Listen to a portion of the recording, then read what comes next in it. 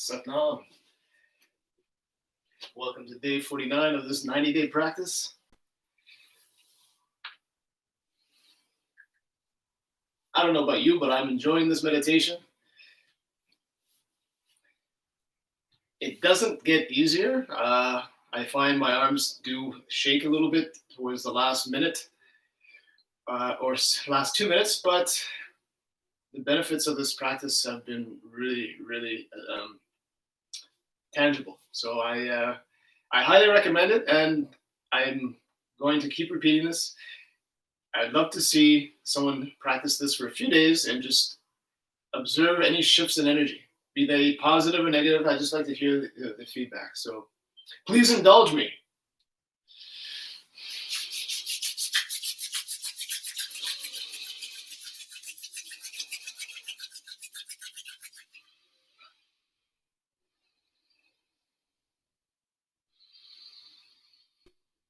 Om Namo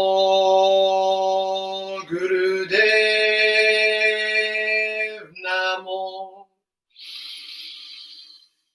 Om Namo Gurudev Namo. Om Namo Gurudev Namo. Adgure Name, Jugagure Name, Satgure Name, Sri Gurudeve Name. Adgure Name, Jugagure Name, Satgure Name, Sri Gurudeve Name. Adgure Name, Jugagure Name, Satgure Name, Sri Gurudeve Name.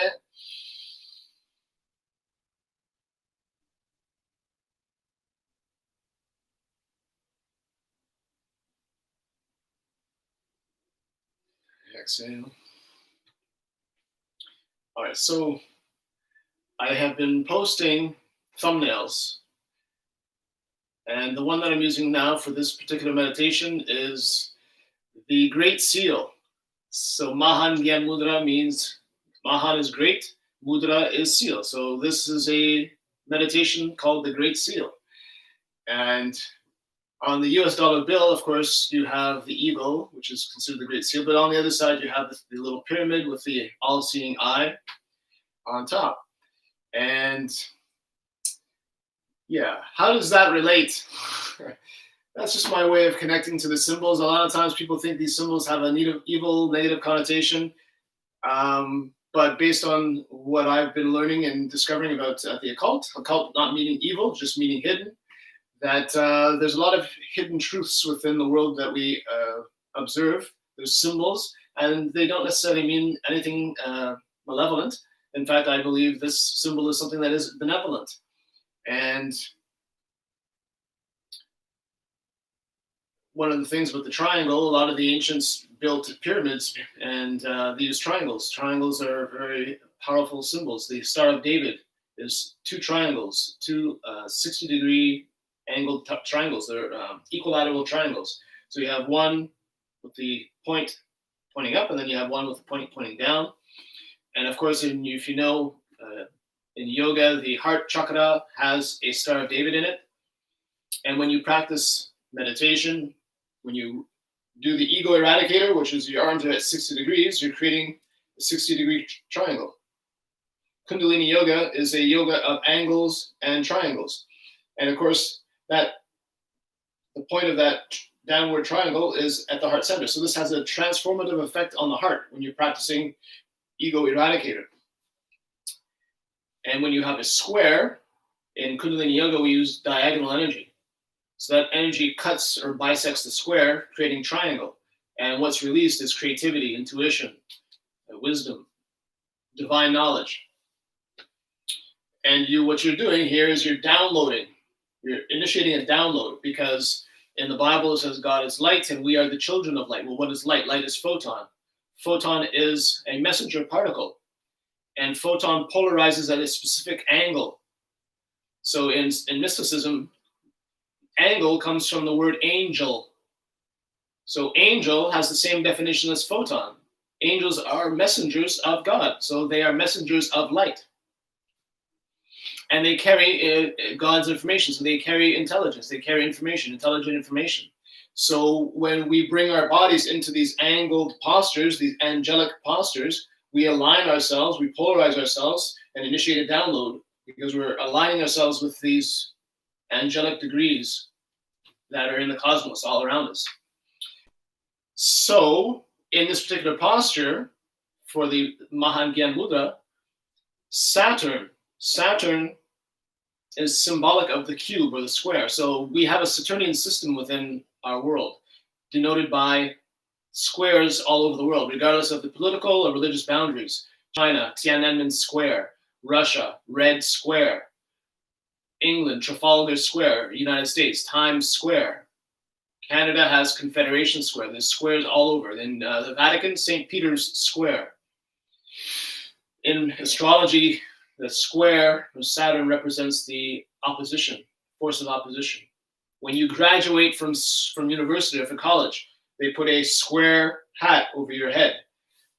So this is all very Saturnian. It's called the mortar board. And when we do this posture, we tap in. See, the fingers are your antenna. The thumb is your id, or your ego, sorry. And the index is Jupiter. The middle finger is Saturn. The ring finger is the sun. And the baby fingers are Mercury. So in this particular meditation, we extend the index and middle fingers. We extend Jupiter and Saturn. And then we create a 90-degree angle at the elbows. So that 90 degree is symbolic of Saturn. And so we're tapping into that Saturnian energy. And for whatever reason, that is having a tremendous effect for me. And I have no idea if it's because I'm Capricorn, and Capricorn is ruled by Saturn, but I'm really just feeling exceptionally well as a result of this meditation. I've practiced now for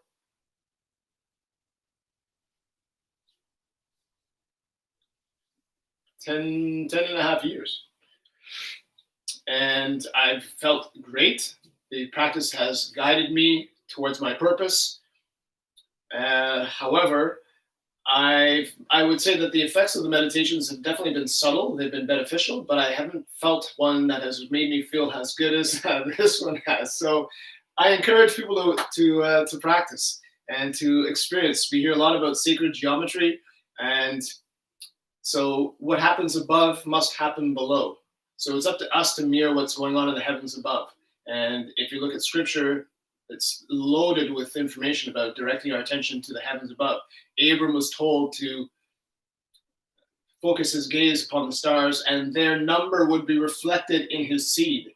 Well, their number is infinite. So we're saying infinite consciousness will be reflected in his seed, not just this capacity to procreate, but his seed of virgin consciousness, his consciousness will be reflected in that infinite reality. The three wise men, they found Jesus by following his star. So there's all these references to paying attention to the stars above. The Lord's Prayer, thy will be done on earth as it is in heaven. Not in heaven as it is on earth. That's kind of how we want it now, but no, it's on earth as it is in heaven. The will, what's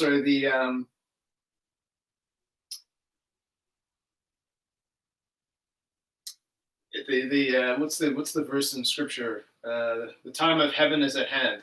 So, and again, heaven in Greek is Uranos. Uranos is Uranus, and Uranus, the magnetic field of Uranus is offset by 60 degrees. So again, we have that reference of 60, the Star of David, 60 degrees.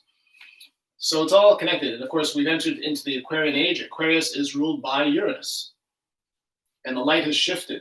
So we went from the Piscean into the Aquarian. So the light has shifted. It's like in December and January, we see light in the northern hemisphere, but it's not enough to sustain life in the northern reaches of the Earth, in the latitudes, the higher latitudes, until the angle of the sun reaches a certain point, that's when life can be sustained and then starts to flourish again. Well, the same thing is with light of the zodiac lights, has every 2,000 or so years, these lights start to shift and the angles change. And so in the Piscean, the light was at its lowest. In fact, if there's a relation between anatomy and astrology. And so in Pisces, astrology, the anatomy is reflected in the feet for Pisces. So that's at the lowest point. Aries is at the head. So Aquarius is in the ankles. So we're starting to move up. Capricorn is in the knees. And then as we, every 2,000 years, it'll start to shift and go further and further and further and higher until we reach the crown, where I guess humanity will be at its most brilliant. And there's probably a point I wanted to make about that, and I rambled and I may have forgotten.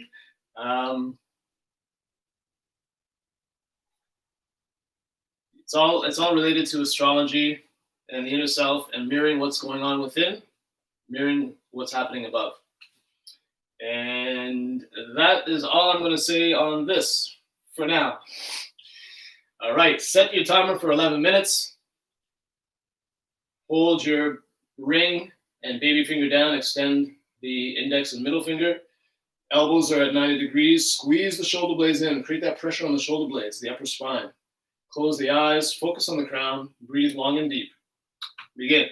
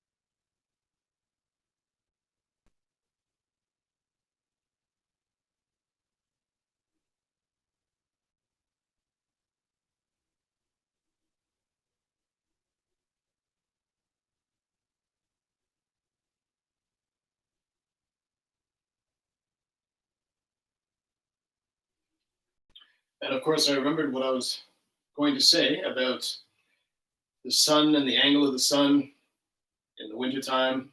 We see the sun, we see light in December, January, February, but the light is not enough to sustain light in the northern reaches of the latitudes on the Earth. Until that angle is acute enough, only then can life be sustained and does life come out of its state of dormancy. Well, Kundalini is a dormant energy at the base of the spine. And so as we bring our body into certain angles, we tend to open that energy and allow it to flow along the spine up into the higher reaches of our consciousness. Irregardless of that process, as we've shifted out of the Piscean into the Aquarian, the light has shifted. So consciousness is awakening whether people want it or not. And Kundalini Yoga is just one of the ways to help along with that process. So if you have any questions, please do not hesitate to ask. Please do not hesitate to practice and share your experiences.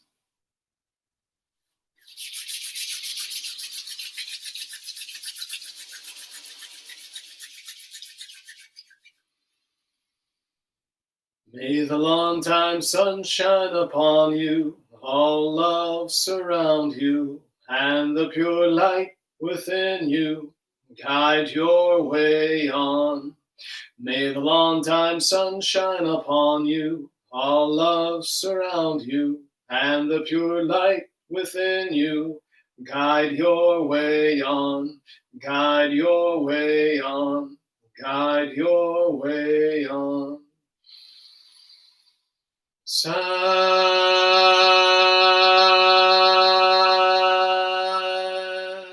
Nam. Live light, shine the light, and be the light. Sat Nam.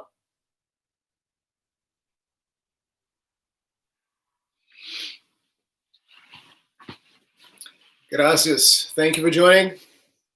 Hope you enjoyed tonight's session. Have a wonderful evening.